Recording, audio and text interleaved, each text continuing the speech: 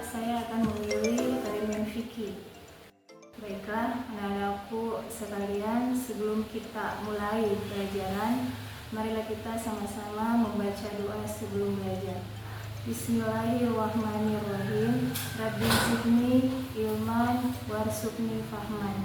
Ya Allah, tambahkanlah kepadaku ilmu dan berilah aku pemahaman yang baik. Amin, amin, amin ya rabbal alamin. Baiklah anak-anakku sekalian, hari ini kita akan mulai pelajaran di bab 9, yaitu ibadah haji dan kurban. Sebelum kita lanjut, Bu Guru akan menyampaikan tujuan pembelajaran di bab ini. Adapun tujuannya di pelajaran ini yaitu yang pertama, meyakini ketentuan pelaksanaan ibadah haji dan kurban dengan benar. Kemudian yang kedua, membiasakan perilaku terpuji rela berkorban sebagai bukti mengimani ibadah haji dan kurban dengan benar. Yang ketiga, menjelaskan ketentuan pelaksanaan ibadah haji dan kurban dengan benar. Dan yang keempat, menemukan hikmah pelaksanaan ibadah haji dan kurban dengan benar. Yang terakhir, mempraktekkan manasik haji dan kurban sesuai dengan ketentuan yang benar. Baiklah, kita lanjut di materi kita, yaitu di ibadah haji. Nah, anak-anakku sekalian, pengertian ibadah haji itu berasal dari kata bahasa Arab yang berarti qasada, yakni bermaksud atau berkunjung. Jadi melaksanakan haji berarti datang menziarahi Ka'bah dan melakukan serangkaian ibadah sesuai dengan ketentuannya.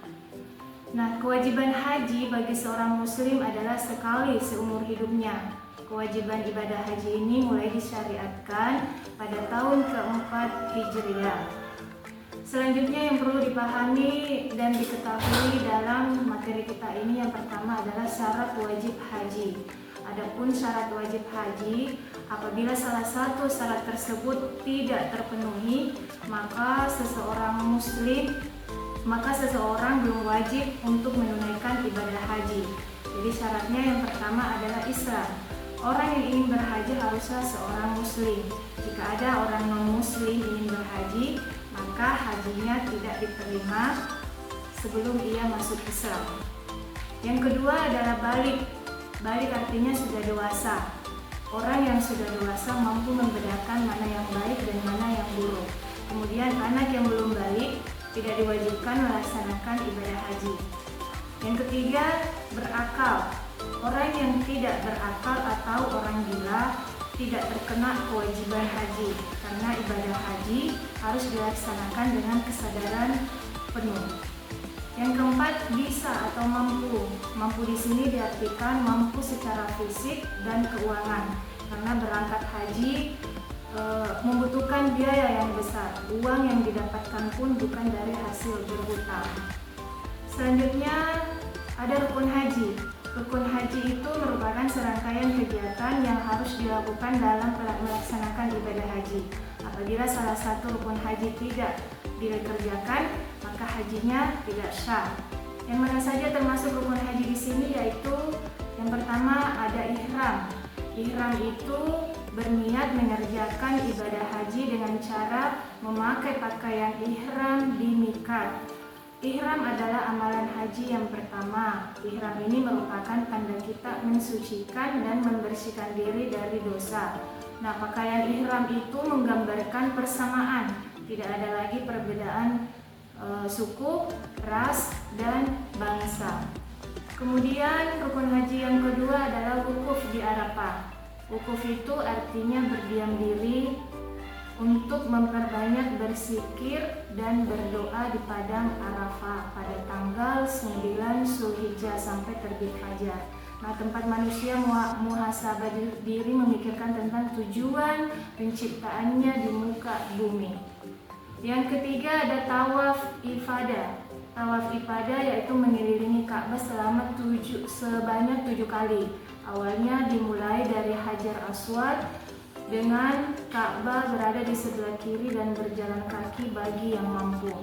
Nah, pada saat tawaf ifadah disunahkan untuk membaca kalimat talbiyah yang mana bunyinya yaitu labbaik Allahumma labbaik, labbaik la syarika lak labbaik, innal hamda wan ni'mata laka wal mulk la syarika lak. Nah, itu adalah lantunan tawaf yang harus kita baca pada saat kita melaksanakan tawaf ifadah. Kemudian yang keempat ada sa'i. Sa'i itu adalah berjalan atau berlari-lari kecil antara Bukit Safa dan Marwah sebanyak 7 kali. Terus yang selanjutnya ada tahallul. Setelah melaksanakan sa'i, jemaah haji bertahallul, yaitu memotong atau mencukur rambut. Pelaksanaannya dengan cara memotong rambut paling sedikit 3 helai. Tahallul merupakan wujud membersihkan semua kotoran yang ada di kepala. Nah, selanjutnya ada tertib. Tertib yaitu pelaksanaan seluruh rukun haji harus sesuai dengan urutannya. Selanjutnya yang perlu diperhatikan lagi adalah wajib haji. Yang pertama, berihram dari miqat, kemudian mabit atau bermalam di Musdalifah pada tanggal 9 Zulhijjah atau perjalanan dari Arafah ke Mina. Kemudian melontar jamrah Aqabah pada tanggal 10 Zulhijjah. Nah, melempar jamrah dilakukan dengan cara melempar kerikil sebanyak 7 butir secara berturut-turut sambil berucap Allahu Akbar, Allahumma ja'alhu hajjan mabruran wa zanban maghfuran. Nah, kerikil itu dilempar harus mengenai tubuh dan masuk ke dalam jurang besar tempat jamrah. Ini dilakukan sebagai simbol melempar setan yang menggoda manusia. Kemudian mabit di Mina pada hari tasyrik. Hari tasyrik itu tanggal 11, 12, 13 Zulhijjah. Hukumnya sunnah. Ada juga melempar jamrah ula, wusta, dan Aqabah pada hari tasyrik. Kemudian tawaf wada, yaitu melakukan tawaf perpisahan pada saat meninggalkan kota Mekah. Yang selanjutnya meninggalkan perbuatan yang dilarang pada waktu ihram. Ada denda yang akan didapatkan oleh jemaah haji jika melanggar larangan yang telah ditetapkan. Denda yang didapatkan bergantung pada larangan apa yang dilanggar. Nah, yang perlu kita perhatikan kembali di sini di dalam materi kita yaitu ibadah haji, yaitu hikmah pelaksanaan ibadah haji. Nah, pelaksanaan ibadah haji itu mengandung banyak hikmah besar dalam kehidupan seorang muslim. Beberapa hikmah pelaksanaan haji adalah yang pertama, menjadikan hati ikhlas dan pemurah bagi sesama kaum muslimin. Yang kedua, ibadah haji menjadikan kita kembali fitrah. Yang ketiga, menumbuhkan jiwa pengorbanan. Yang keempat, meningkatkan semangat ibadah yang sempurna. Yang kelima, membangun persaudaraan Islamiyah di dunia. Nah, anak-anakku sekalian, itulah materi kita pada hari ini tentang ibadah haji. Dan Ibu Guru berharap apa yang Ibu Guru sampaikan pada hari ini bisa bermanfaat setibanya kembali ke rumah. Ibu Guru akhiri dengan ucapan wabillahi taufiq wal hidayah.